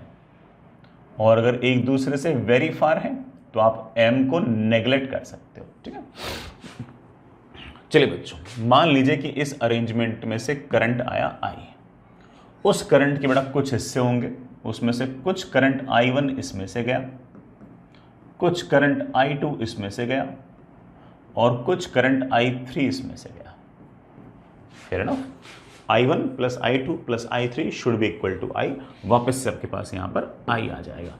ये वाला पॉइंट अगर A तो ये वाला पॉइंट भी A, ये वाला पॉइंट भी A, ये वाला पॉइंट भी A, ये वाला पॉइंट अगर B तो ये वाला पॉइंट भी B, ये वाला पॉइंट भी B और ये वाला पॉइंट भी B। मैं बड़े आराम से यहां से यहां तक VA माइनस VB लिख सकता हूं। क्या लिख सकता हूं कि VA minus VB is equals to minus L3 into di3/dt। उसी तरह से मैं इस VA माइनस VB को लिख सकता हूं क्या, माइनस L2 इंटू di2/dt। उसी तरह से VA माइनस VB को मैं बड़े आराम से लिख सकता हूं minus L1 into di1/dt। Okay, it make sense. मैं इन तीनों इंडक्टर को एक इकलौते इंडक्टर से रिप्लेस करना चाहता हूं, और जिस इकलौते इंडक्टर से मैं इसको रिप्लेस कर रहा हूं उस इंडक्टर का जो सेल्फ इंडक्टेंस है मैंने उसको L इक्विवेलेंट रख लिया, और उसमें अगर करंट I है तो इसमें भी आपका करंट I है। ये आपके पास बड़ा पॉइंट A, ये आपके पास पॉइंट B, और मैं यहां पर बड़े आराम से लिख सकता हूं कि VA minus VB is equals to minus L equivalent into di/dt, minus L equivalent into di/dt।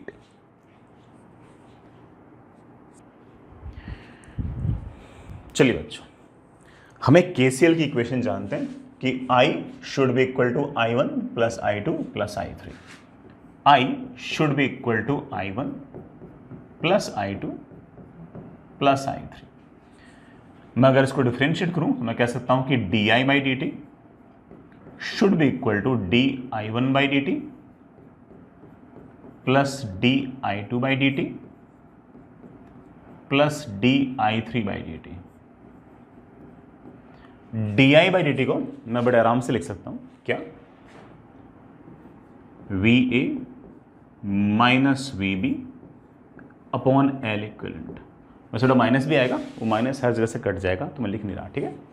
इसी तरह से D I one by D T को मैं लिख सकता हूँ, D I one by D T को मैं लिख सकता हूँ क्या, V A minus V B upon L one. बड़ा एक माइनस भी आएगा, मैंने माइनस इधर भी लिखा, इधर भी लिखा, plus d I two by D t, d I two by D T को मैं लिख सकता हूँ बड़े आराम से V A minus V B upon L two. और उसी तरह से D I three by D T को मैं बड़े आराम से लिख सकता हूँ V A minus V B upon L three. ये V A minus V B जैसे ही कैंसिल हुआ, हमारे पास आ गया कि 1 upon L equivalent is equals to 1 upon L one plus 1 upon L two plus 1 upon L three. ये तो आपके पास बड़ा वही फॉर्मूला आ गया जो किसी भी रेजिस्टेंस के लिए भी आपके पास फॉर्मूला आया करता था। तो फॉर्मूला नया नहीं है, आप उसी फॉर्मूला से काम चला सकते हो, कोई दिक्कत नहीं आएगी। ठीक है बच्चों, आगे चलते हैं। एक छोटी सी बात और, अगर सिर्फ और सिर्फ दो ही इंडक्टर पैरेलल में हुए तो क्या होगा बेटा, तब भी यही फॉर्मूला बड़े आराम से वैलिड हो जाएगा, कोई दिक्कत नहीं है। ये आपके पास एक इंडक्टर, ये आपके पास दूसरा इंडक्टर, इस इंडक्टर का coefficient of self inductance L1, इसका L2, म्यूचुअल इंडक्टेंस मैंने इग्नोर कर रखा है। इसमें से मेरे पास करंट आया I, इसमें से करंट गया आपके पास I1, इसमें से आपके पास करंट गया I2। ठीक है बच्चों, तो पहली बात तो L इक्विवेलेंट कितना होगा, तो आप बोलोगे सर L इक्विवेलेंट होगा कि 1 upon L equivalent is equals to 1 upon L1 plus 1 upon L2। इससे मेरे पास L इक्विवेलेंट की वैल्यू आ गई, बड़ा कितनी आ गई, L1 L2 upon L1 plus L2। ठीक है बच्चों, एक बात और, इसमें से करंट गया I1, इसमें से करंट गया I2। अगर मेरे पास ये वाला पॉइंट अगर B है और ये वाला पॉइंट अगर मेरे पास A है, तो VA माइनस VB को मैं बड़े आराम से लिख सकता हूं minus L1 DI1 by dt, और इसको बड़े आराम से इसी VA माइनस VB को मैं लिख सकता हूं minus L2 into DI2 by dt। Minus minus हटा दो, dt हटा दो, तो मेरे पास इक्वेशन आ गई L1 into DI1 is equals to L2 into DI2। मतलब L1 into change in current in 1 should be equal to L2 into change in current 2। मगर मैं इसको इंटीग्रेट करूँ, इसको इंटीग्रेट करूँ, मेरे पास इक्वेशन आएगी L1 into I1 is equals to L2 into I2। मतलब करंट जो बटेगा वो inversely proportional to self inductance बटेगा। आप कह सकते हो कि I1 upon I2 is equals to L2 upon L1, I1 upon I2 is equals to L2 upon L1। वैसे में एक बात और जानते हैं कि I1 plus I2 is equals to I, ये मेरे पास पहली इक्वेशन, और दूसरी इक्वेशन की I1 upon I2 is equals to L2 upon L1, ये मेरे पास दूसरी इक्वेशन। इससे I1 की वैल्यू को आप बड़े प्यार से लिख सकते हो कि L2 upon L1 plus L2 into I, और इसी तरह से आप I2 को बड़े आराम से लिख सकते हो कि L1 upon L1 plus L2 into I। जैसे फॉर एग्जाम्पल आपके पास इस तरह का अरेंजमेंट है, ये एक इंडक्टर, ये एक इंडक्टर, ठीक है। इसका कोफिशिएंट ऑफ सेल्फ इंडक्टेंस बड़ा 6 हेनरी है, इसका coefficient of self inductance 12 Henry है, और किसी इंस्टेंट पर करंट जो आ रहा है यहाँ से लेट से बड़ा वो 30 एम्पियर आ रहा है। मेरा सवाल आपसे ये है कि L इक्विवेलेंट निकालो और दोनों के दोनों इंडक्टर में से करंट निकालो। ये दो सवाल हैं, लिखने की जरूरत तो नहीं, ऐसे काम चल जाए। पहली बात तो L इक्विवेलेंट, तो मेरे बच्चे बोले sir L equivalent will be of course 12 into 6 upon 12 plus 6, बेटा कितना आ गया, 4 हेनरी। दूसरी बात, इसमें से कितना करंट जाएगा और इसमें से कितना करंट जाएगा। वैसे हम डायरेक्ट सोच सकते हैं कि भाई I1 plus I2 should be equal to 30। Inductor अगर 1:2 के रेशो में है तो करंट होगा 2:1 के रेशो में, तो यहाँ से 20 चला जाएगा, यहाँ से 10 चला जाएगा, क्योंकि सम आपका कितना होना चाहिए, 30। फॉर्मूले से भी आ जाएगा। I1 अगर निकालना चाहते हो तो I1 should be equal to L2 upon L1 plus L2 into actual कितना करंट आ रहा है, बड़ा 20 एम्पियर। इसी तरह से नीचे वाले में करंट कितना होगा, I2 should be equal to L1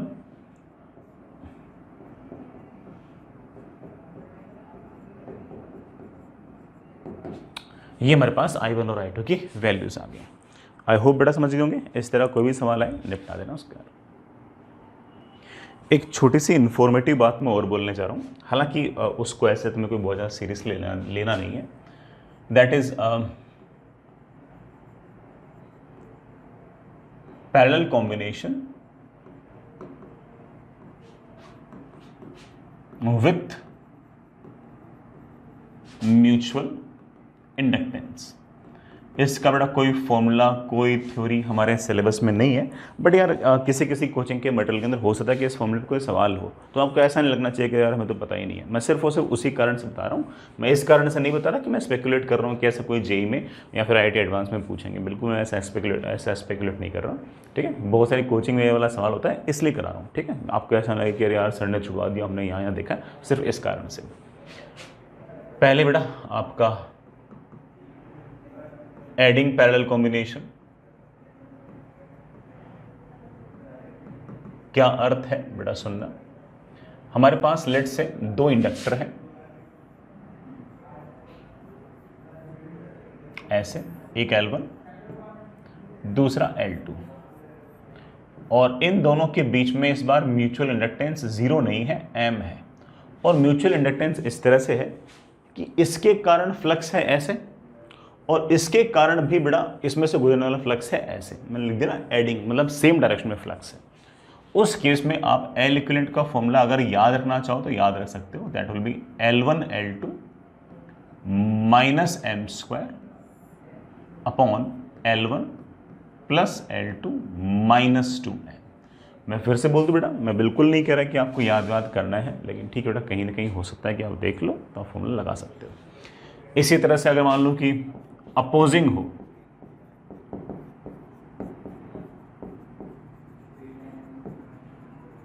opposing का अर्थ तो आप समझते ही हो कि खुद के कारण अगर फ्लक्स ऐसे है तो इसके कारण जो मैग्नेटिक फील्ड होगा उसके कारण फ्लक्स ऐसे है, अपोजिट डायरेक्शन में है। उस केस में फॉर्मूले में एक हल्का सा चेंज आएगा बच्चा।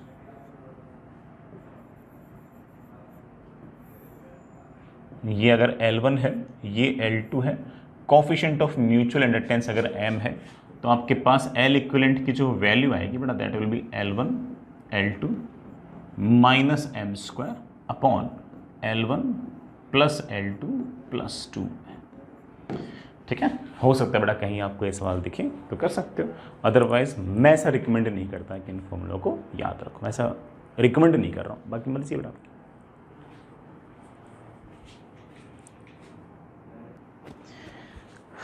चलिए बेटा आगे चलते हैं। लास्ट में एक छोटा सा टॉपिक और है, that is eddy current. Theoretically है, इसमें कोई न्यूमेरिकल्स तो नहीं बनते, मगर इस पर जेई में सवाल पूछ रखे। सुनिएगा, सबसे पहले बेटा एक बार हेडिंग लिखिएगा, एडी करंट।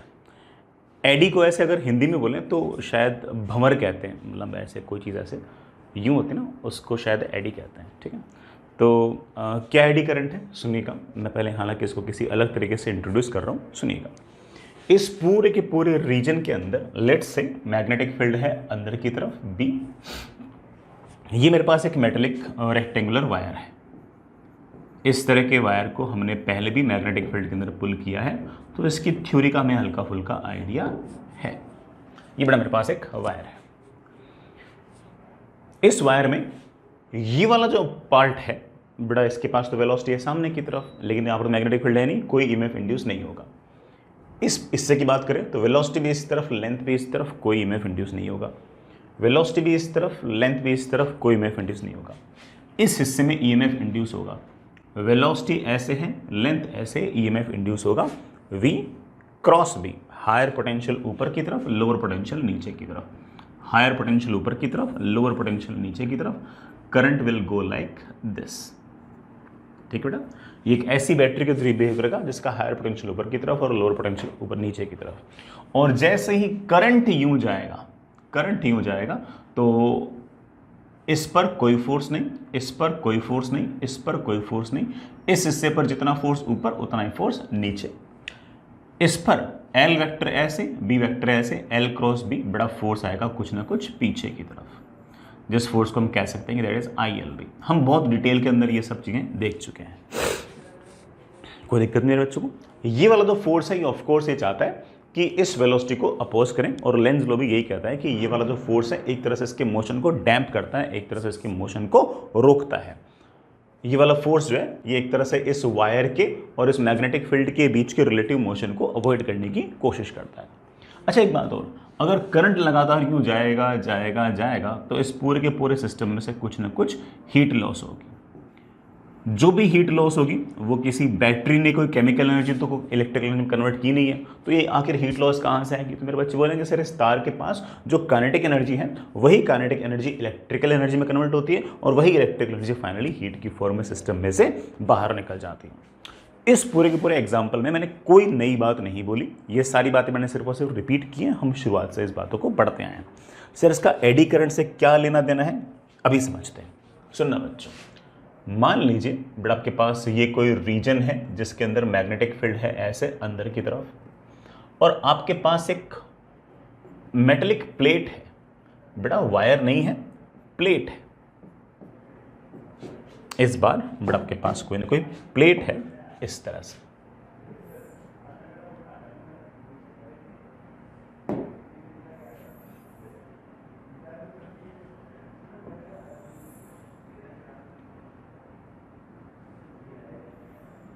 ये बड़ा मेरे पास एक मेटेलिक प्लेट है। वायर में और प्लेट में तो बड़ा ज़मीन आसमान का अंतर है, इसमें बड़ा अंदर भी सारा का सारा आपका मेटल पड़ा है, ठीक है। This is the metallic plate, fair enough. इस मेटेलिक प्लेट को मैं ऐसे बाहर की तरफ पुल कर रहा हूं किसी एफ फोर्स, एफ फोर्स अगर पुल कर रहा हूं तो इसके पास सामने की तरफ कोई ना कोई वेलोसिटी आ गई। It make sense. जैसे वेलोसिटी आ गई, यहां पर तो कोई मैग्नेटिक फील्ड नहीं है, लेकिन इसके इधर मैग्नेटिक फील्ड है, तो यहां पर क्या होगा वो सुनना। यहां पर मैं ऐसे इमेजिन कर सकता हूं कि जैसे बेटा अपने पास वो वायर था ना, वैसे खूब सारे वायर्स ऐसे इमेजिन कर सकता हूं। जैसे हमारे पास पिछले एग्जांपल के अंदर ये वायर था, मैग्नेटिक फील्ड के अंदर यूं मूव कर रहा था। यहां पर वायर तो नहीं है, यहां पर तो प्लेट है, लेकिन मैं ऐसे खूब सारे वायर्स ऐसे इमेजिन कर सकता हूं। अगर मैं ऐसे एक वायर इमेजिन करता हूं और ये सामने की तरफ v वेलोसिटी से अगर यूं जा रहा है, तो ऑफ कोर्स यहां पर हायर पोटेंशियल होगा, ऑफ कोर्स बेटा यहां पर आपका लोअर पोटेंशियल होगा, यहां पर हायर पोटेंशियल होगा और यहां पर लोअर पोटेंशियल होगा, तो इसके कारण ऐसे सिस्टम में कोई ना कोई करंट आ जाएगा। और ऐसा सिर्फ एक ही वायर थोड़ी होगा, ऐसे तो बड़ा हजारों करोड़ों अरबों खरबों वायर बना सकते हो आप। यहां पर एक वायर और बना सकते हो यूं ऐसे, अगेन इस वायर के यहां पर हायर पोटेंशियल, यहां पर लोअर पोटेंशियल, इसके कारण current will go like this. यहां पर आप बेटा अगेन एक वायर मान सकते हो, हायर पोटेंशियल यहां पर, लोअर पोटेंशियल यहां पर, current will be like this. ये जो करंट आ रहा है, करंट आ रहा है, करंट आ रहा है, ये मैग्नेटिक फील्ड के अंदर नहीं है, ये तो मैग्नेटिक फील्ड के बाहर है। मैग्नेटिक फील्ड तो यहां स्टार्ट हुई है, तो इस पर तो कोई मैग्नेटिक फोर्स नहीं है।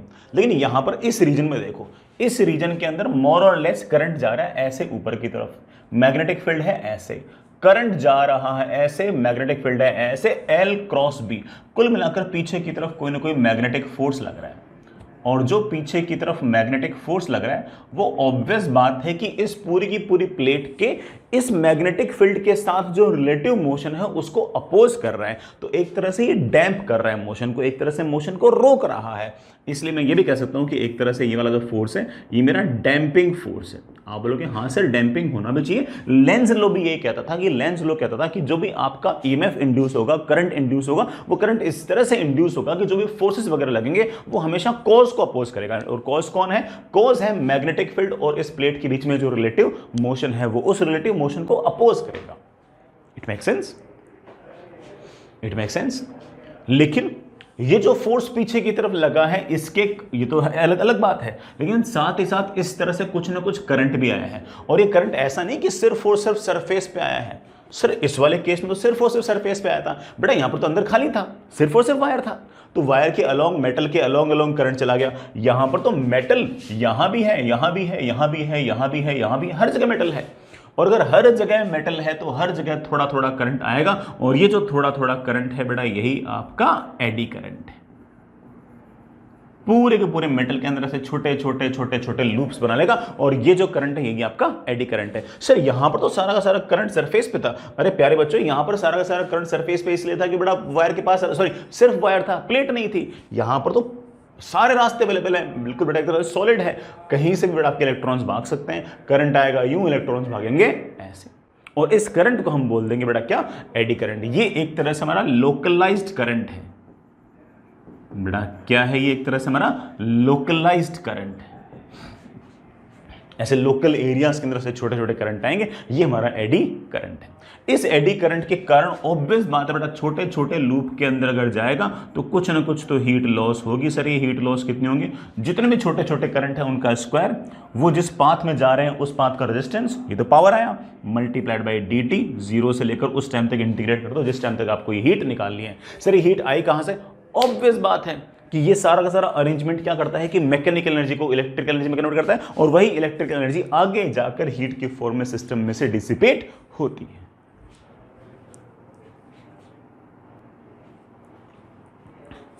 और ये जो हीट लॉस है बेटा, इसी हीट लॉस को बेटा हम क्या बोलते हैं? Eddy loss. बेटा क्या शब्द यूज करेंगे? Eddy loss. मैं पहले बोल दूं बेटा, इस तरह के करंट वरंट के हमारे पास कोई फॉर्मूले नहीं है। ये मत सोचना बेटा इन करंट वरंट के, इन रेजिस्टेंस के कोई फॉर्मूले हैं।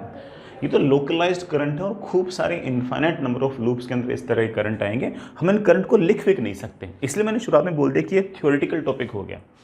मैं ऐसे कोई करंट का फंक्शन नहीं लिख सकता कि यहाँ पर करंट इतना, यहाँ पर इतना, यहाँ पर इतना, नहीं। मैं इस हीट लॉस को बेटा वैसे नहीं लिख सकता, पावर लॉस को भी नहीं लिख सकता। हाँ, एक बेसिक अंडरस्टैंडिंग जरूर मुझे आ गई कि ये जो हीट लॉस है ये वही है जो आपके मैकेनिकल एनर्जी के थ्रू आई। जितनी मैकेनिकल एनर्जी घटी होगी वो हीट लॉस के फॉर्म में ही सिस्टम से बाहर निकली होगी। वो हमारी एक अंडरस्टैंडिंग है। बाकी ऐसा मत समझना है कि सर कोई एक्सप्रेशन वगैरह निकाल देंगे, मैं कोई एक्सप्रेशन वगैरह नहीं निकाल सकता। ठीक है, चलिए बच्चों, मैं एक छोटा सा एग्जाम्पल और लेता हूँ, सुनना। मेरे पास ये मेटल की प्लेट है। इस मेटल की प्लेट को मैंने किसी मैग्नेटिक फील्ड के अंदर रख दिया। अंदर की तरफ बड़ा मैग्नेटिक फील्ड है और वो लगातार समय के साथ बढ़ रही है। अब मेरे बच्चों को बेसिक बातें पता है कि सर जैसे ही किसी रीजन के अंदर मैग्नेटिक फील्ड होती है अंदर की तरफ, और अगर वो समय के साथ बढ़ती है तो कुछ इलेक्ट्रिक फील्ड इंड्यूस होती है। वो इलेक्ट्रिक फील्ड चार्ज के कारण नहीं है, वो टाइम वेरिंग मैग्नेटिक फील्ड के कारण है। मैग्नेटिक फील्ड है अंदर की तरफ और लगातार बढ़ रही है, तो मेरे बालक जानते हैं कि कुछ ना कुछ इलेक्ट्रिक फील्ड आएगी ऐसे, कुछ ना कुछ इलेक्ट्रिक फील्ड आएगी ऐसे, और जो इलेक्ट्रिक फील्ड आएगी ऐसे उसके कारण इलेक्ट्रॉन्स दौड़ेंगे अपोजिट डायरेक्शन में। मतलब इलेक्ट्रिक फील्ड बेटा यूं है, देखो ध्यान से देखो, इलेक्ट्रिक फील्ड अगर यूं है तो आपके इलेक्ट्रॉन्स दौड़ेंगे ऐसे, और अगर इलेक्ट्रॉन्स दौड़ेंगे ऐसे तो उनके अपोजिट डायरेक्शन में कुछ ना कुछ करंट आएंगे। तो ऐसे ऐसे बेटा कुछ ना कुछ आपके करंट के लूप्स बन जाएंगे। यूं बेटा करंट के लूप्स बन जाएंगे। ये करंट के लूप्स, अगर यहां पर मेटल की प्लेट ना होती और वुड की प्लेट होती तो क्या ऐसा होता? क्या नहीं नहीं नहीं नहीं, तब इंड्यूस्ड इलेक्ट्रिक फील्ड तो होती भाई, टाइम वेरिंग मैग्नेटिक फील्ड होगी, इलेक्ट्रिक फील्ड तो होगी, लेकिन वुड के पास फ्री इलेक्ट्रॉन्स नहीं है। यहां पर मेटल था इसलिए फ्री इलेक्ट्रॉन्स थे। जैसे ही इलेक्ट्रिक फील्ड आई ऐसे इलेक्ट्रॉन्स पर फोर्स लगा, ऐसे इलेक्ट्रॉन्स भागने लगे ऐसे, तो ऑफ कोर्स बड़ा करंट आ गया ऐसे। ऐसे मेरे पास कुछ न कुछ करंट आ जाएंगे भंवर टाइप के अंदर ऐसे, और इस करंट को हम नाम दे देंगे बेटा क्या? Eddy current. ये जो हमारा करंट है ये हमारा एक लोकलाइज्ड करंट है। सर ये लोकलाइज्ड शब्द क्यों यूज कर रहे हो? ऐसे छोटे छोटे एरियाज के अंदर, ये लोकल एरियाज के अंदर आपका ये करंट है, इसलिए बेटा मैंने इसको लोकलाइज्ड बोल दिया। ऐसे ऐसे बेटा लोकलाइज्ड करंट। सर क्या आप इस करंट की वैल्यूज वगैरह लिख सकते हो? नहीं बेटा, हम इस करंट की वैल्यूज वगैरह तो नहीं लिख सकते, लेकिन हम कह सकते हैं कि ऐसा करंट आएगा जरूर। हमारी थ्योरी इस बात को सपोर्ट करती है कि इस तरह से खूब सारा करंट आएगा, और ऐसे इनफाइनाइट नंबर ऑफ लूप्स होंगे जिसके अंदर ये करंट आएगा। इस करंट का हम नाम निकाल देंगे एडी करंट, और इस करंट के कारण कोई भी अगर हीट लॉस हुई तो उसे हम नाम दे देंगे eddy loss. Infinite number of currents हैं, इनफाइनाइट नंबर ऑफ लूप्स हैं, उनके अंदर जो भी हीट का लॉस हुआ है उस सारे के सारे हीट लॉस को हम एडी लॉस का नाम दे देंगे। ऐसे बड़ा खूब लूप्स बनेंगे ऐसे।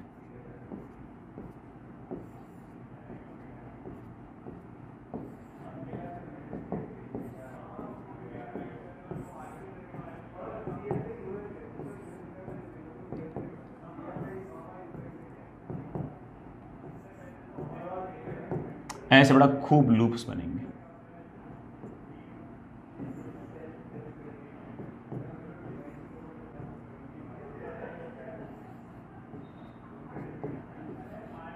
अरे समझ गए थे मेरे पास, ठीक है। मैं फिर से इस बात को बोल दूं कि अगर मैग्नेटिक फील्ड और मेटेलिक प्लेट के बीच में रिलेटिव मोशन हुआ, या फिर मैंने मेटेलिक प्लेट को टाइम वेरिंग मैग्नेटिक फील्ड के अंदर रख दिया, तो उस केस में मेटल की प्लेट के अंदर कुछ ना कुछ लोकलाइज्ड करंट आएंगे। इलेक्ट्रॉन्स जो होंगे वो अलग अलग पाथ्स के लॉन्ग भागेंगे। वो जो अलग अलग पाथ के कारण इलेक्ट्रॉन भाग रहा है उसके कारण एक लोकलाइज्ड करंट आएगा। उस करंट को हम नाम दे देंगे एडी करंट, और उस करंट के कारण अगर कोई लॉस हुआ हीट का तो उसे हम नाम दे देंगे एडी लॉस। तो मैं सिर्फ और सिर्फ बड़ा 2-3 बातें बोल रहा हूं। Due to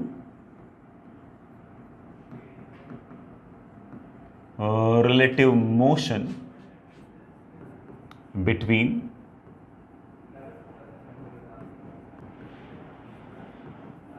magnetic field and metallic plate and due to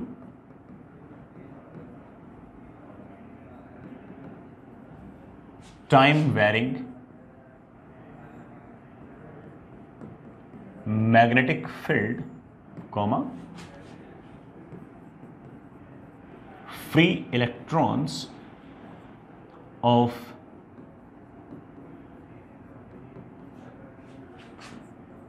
metallic plate will move in random paths which will produce a localized current. This localized current is known as your eddy current, and any loss due to this eddy current is known as eddy loss। बस simple सी बात, समझ गए होंगे। आगे चलते हैं बेटा। इस बात पे जेई ने एक सवाल पूछ रखा है। सवाल बहुत ही आसान सा था अगर पढ़ रखा हो तो, ठीक है। अदरवाइज बड़ा ठीक है, बच्चे नहीं सोच पाते वो अलग बात है। सवाल बड़ा मैंने ले लिया, जैसे जेई ने पूछ रखा था वैसे मैं पूछ रहा हूँ। बस जेई में डायग्राम नहीं बनाता, मैंने डायग्राम बना दिया। सवाल ऐसा है, 2 कंडीशंस हैं बेटा। This is my condition 1, this is my condition 2।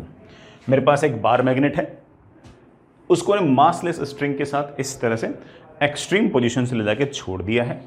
ये बड़ा चलते चलते चलते चलते चलते चलते चलते यूं जाएगी, ठीक है। ये लोवेस्ट पॉइंट से h हाइट ऊपर से मैंने इसको रिलीज किया है। कोई एयर रेजिस्टेंस वगैरह नहीं बेटा, ठीक है। दूसरा केस भी यही है बेटा, दूसरा केस भी यही है कि मैंने इस बार मैग्नेट को सेम मास से बेटा सेम बार, अच्छा इस बार मैग्नेट का मास मैं बता दूं, इसका m है। सबसे लोवेस्ट पॉइंट से मैंने इसको h हाइट ऊपर से रिलीज करके छोड़ दिया। बस फर्क ये कि इसके आस पड़ोस में कोई नहीं है, और इस बार मैग्नेट के आस पड़ोस में यहाँ एक मेटल की प्लेट पड़ी है। कोई एल्यूमिनियम की प्लेट पड़ी है, कॉपर की प्लेट पड़ी है, ऐसे कोई मेटल की प्लेट पड़ी है। कॉपर मान लो, एल्यूमिनियम मान लो, जो कि तुम ठीक लगता हो। दोनों से सिचुएशन समझ आ गई। m मास की मैग्नेट को मैंने ऐसे किसी h हाइट से छोड़ दिया। पहले वाले केस में मेटल की प्लेट, पहले वाले केस में कोई मेटल की प्लेट नहीं है, ये लगातार ऐसे ऐसे ऑसिलेट करती रहेगी। दूसरे वाले केस में बार मैग्नेट को अगेन h हाइट से छोड़ा है और ये बड़े आराम से ऑसिलेट कर रही है। पास में ही कहीं पर एक मेटल की प्लेट पड़ी है। सिर्फ अंतर क्या है, इस केस में मेटल की प्लेट पड़ी है, इसमें नहीं पड़ी। मेरा सवाल ये है कि दोनों में से पहले कौन रुकेगा।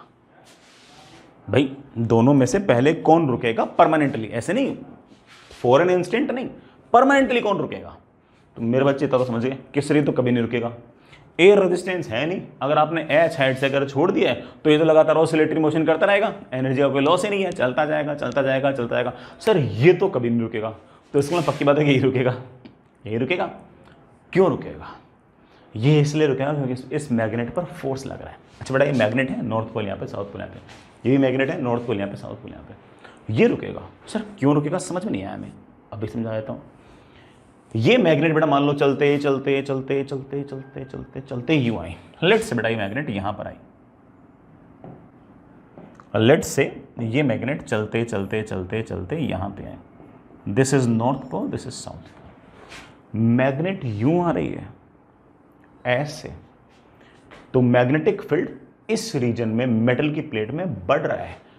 मैग्नेटिक फील्ड भाई, मैग्नेट नजदीक आ रही है तो मैग्नेटिक फील्ड बढ़ेगी। मैग्नेटिक फील्ड अगर बढ़ेगी तो इसके अंदर कुछ ना कुछ ईएमएफ इंड्यूस होगा। वो ईएमएफ इंड्यूस क्या चाहेगा कि किसी तरह से मैग्नेटिक फील्ड घट जाए। मैग्नेटिक फील्ड को घटाने के लिए इसके अंदर एक लोकलाइज्ड करंट आएगा, एक एडी करंट आएगा, और एडी करंट ऐसे ऐसे आएगा, यूं यूं आएगा। एडी करंट अगर यूं यूं आएगा तो वो खुद मैग्नेटिक फील्ड क्रिएट कर देंगे ऐसे, और जो करंट यूं आएगा उसके कारण एक मैग्नेटिक डायपोलमेंट आएगा, नॉर्थ पोल इधर और साउथ पोल इधर। तो इसके अंदर ऐसे एक, इसके अंदर ऐसे एक लोकलाइज्ड करंट आ जाएगा। इस लोकलाइज्ड करंट का हम नाम जानते हैं एडी करंट, और ये करंट इस तरह से आएगा, इस तरह से इसलिए क्योंकि ये जो बार मैग्नेट है ये नजदीक आ रही है, तो इधर की तरफ आने वाली मैग्नेटिक फील्ड को बढ़ाएगी। मैग्नेटिक फील्ड को अगर बढ़ाएगी तो हमारी कोशिश क्या होनी चाहिए, मैग्नेटिक फील्ड को घटाने की। इसलिए हमारे अंदर एक एडी करंट आएगा ऐसे, और वो जो एडी करंट आएगा उसके कारण मैग्नेटिक डायपोलमेंट पॉजिटिव इस तरफ, नेगेटिव इस तरफ, और ये एक ऐसी बार मैग्नेट की तरह बिहेव करेगा जिसका नॉर्थ पोल इधर और साउथ पोल इधर। ये वाला नॉर्थ पोल मेरे प्यारे बच्चों, इस नॉर्थ पोल को क्या करेगा, रेपेल। और ये जो पीछे की तरफ जो फोर्स लग रहा है, मैं इसे एक नाम दे सकता हूं प्यारे बच्चों, क्या नाम दे सकता हूं, डैम्पिंग फोर्स। ये डैम्पिंग फोर्स बड़ा ऑब्वियस बात है कि इस बार मैग्नेट के मोशन को अपोज करेगा।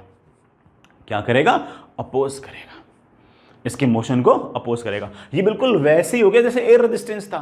जब भी कोई झूला इस तरह से झूलते हो तो जब झूला इधर जा रहा होता है तो एयर रेजिस्टेंस इधर लगता है, जब आपका झूला इधर आ रहा हो तो एयर रेजिस्टेंस इधर लगता है। एयर रेजिस्टेंस लगातार उस पर पावर नेगेटिव लगाता है, हमेशा वर्क डन नेगेटिव करता है और उसकी एनर्जी को लगातार कम करता रहता है, कम करता रहता है, और झूला जो है वो लगातार इस तरह से फिर उसका एम्पलीट्यूड कम होते होते होते होते होते होते होते उसका डैम्प्ड ऑसिलेटरी मोशन होकर वो रुक जाता है।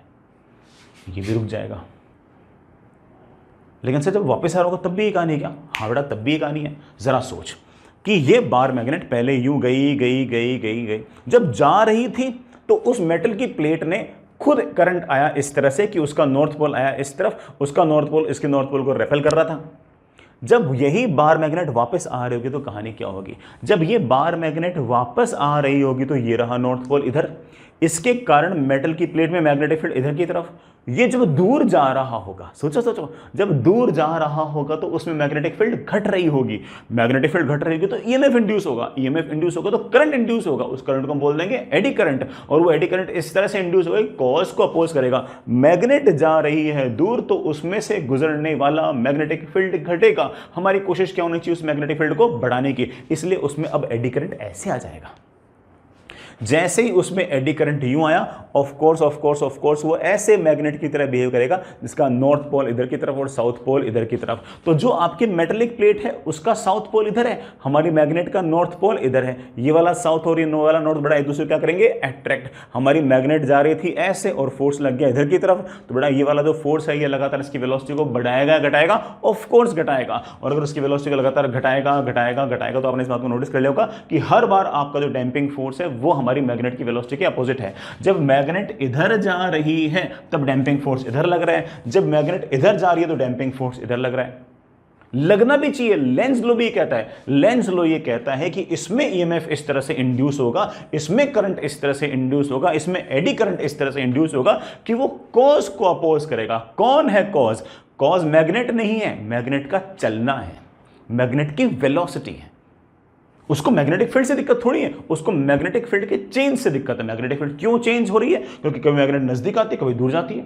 तो वेलोसिटी इज द कॉज, तो लेंज लो कहेगा कि वेलोसिटी को अपोज करो, वेलोसिटी को अपोज करने के लिए ऑफ कोर्स बेटा उसमें इस तरह से करंट इंड्यूस होगा कि उसके कारण जो मैग्नेट डायपोल मोमेंट आएगा वो हमेशा इस तरह से आएगा कि वो हमेशा इस पर जो फोर्स लगाएगा वो वेलोसिटी के अपोजिट ही लगाएगा। और अगर वेलोसिटी के अपोजिट डायरेक्शन में अगर फोर्स लगाएगा तो तुम इतना समझ गए होंगे कि उस पर नेगेटिव वर्टन होता जाएगा, और अगर नेगेटिव वर्टन होता जाएगा तो जो बार मैग्नेट है बड़ा ये लगातार यूं चलते चलते चलते चलते चलते एनर्जी लॉस करते करते करते करते करते करते डैम्प्ड ऑसिलेटरी मोशन करते करते कभी ना कभी रुक जाएगी। यही सवाल था बेटा चेन ने कहा कि पहले कौन रुकेगा, आंसर है ये पहले रुक जाएगी, ये तो रुकेगी नहीं बेटा। एक मैं इंटरेस्टिंग बात और बोलता हूँ, इसमें बार बार करंट आया, कभी यूं आ रहा है फिर कभी यूं आ रहा है, डिपेंडिंग ऑन कि बेटा बार मैग्नेट नजदीक आ रही है दूर जा रही है, कभी करंट यूं आ रहा है कभी करंट यूं आ रहा है, कभी करंट यूं आ रहा है कभी करंट यूं आ रहा है। लेकिन अगर ये जो करंट आ रहा है एडी करंट आ रहा है, अलग अलग लूप्स के अंदर बेटा एडी करंट आ रहा है, तो ऑब्वियस बात है कि हमारी ये मेटल जो प्लेट है तो गर्म हो जाएगी थोड़ी देर में, गर्म तो होगी। मेटल प्लेट के अंदर बार बार करंट अगर ऐसे आएगा तो ये प्लेट तो गर्म होगी, और अगर गर्म होगी तो ऑब्वियस बात है कि इसके अंदर कुछ न कुछ एडी लॉस होगा ही होगा। कोई भी अगर मेरा समझदार बच्चा होगा वो बोल देगा कि अगर इस बार मैग्नेट का मास अगर m है तो टोटल एडी लॉस जो आएगा वो mgh आएगा। कितना आएगा बच्चों? mgh। समझ होंगे क्यों? क्योंकि हमारी इस बार मैग्नेट के पास पहले पोटेंशियल एनर्जी थी mgh। इस वाले केस में तो ये पोटेंशियल कभी काइनेटिक में कन्वर्ट होती है, फिर वापस पोटेंशियल में, फिर काइनेटिक में, फिर पोटेंशियल में, फिर काइनेटिक में, फिर पोटेंशियल में। लेकिन इसमें हम जानते हैं कि ये लगातार यूं चलते चलते चलते चलते चलते चलते चलते फाइनल रुक जाएगी। काइनेटिक एनर्जी हो गई जीरो, पोटेंशियल एनर्जी का लॉस कितना हो गया? mgh। ये सारे के सारे पोटेंशियल का लॉस कहाँ गया, कहाँ जा सकता है? आप जानते हो कि EMI का जो कॉन्सेप्ट है, फैराडे का जो कॉन्सेप्ट है वो ये कहता है कि mechanical energy has converted into electrical energy and that electrical energy has been finally converted into heat. तो मुझे पूरा विश्वास है कि ये जो आपका एडी लॉस आएगा इसकी वैल्यू आपके पास mgh आएगी। मेरी ऐसी फीलिंग भी है कि ये वाला सवाल तो कौन पहले रुकेगा कौन बाद में रुकेगा, ये वाला सवाल तो जेई ने पूछ रखा है, लेकिन ऐसा हो सकता है कि ये जो eddy loss equal to mgh इस तरह के कॉन्सेप्ट पे कभी न कभी जेई मेन में या फिर इवन IIT जेई एडवांस के अंदर कभी न कभी सवाल आ सकता है। कॉन्सेप्ट तो तुम समझ ही गए होंगे। ठीक है बच्चों, EMI चैप्टर बेटा बहुत ही, मैं पहले जब मैंने चैप्टर स्टार्ट किया था मैंने तब भी कहा था कि चैप्टर थोड़ा सा टफर साइड का है, बट मैंने बिल्कुल पूरी मेहनत से पूरी की पूरी सारी की सारी बातें इसके अंदर बताई हैं जितनी मुझे पता थी ना। ठीक है ना, आप इसका सारा का सारा शीट कंप्लीट कर लेना है ना जब भी आपको टाइम मिले, है ना। और जब शीट कंप्लीट हो जाए उसके बाद आप अगले चैप्टर में मूव ऑन कर सकते हो, आपकी स्पीड अच्छी हो तो एक्स्ट्रा एच भी कर सकते हो। चलिए बच्चों आगे चलते हैं।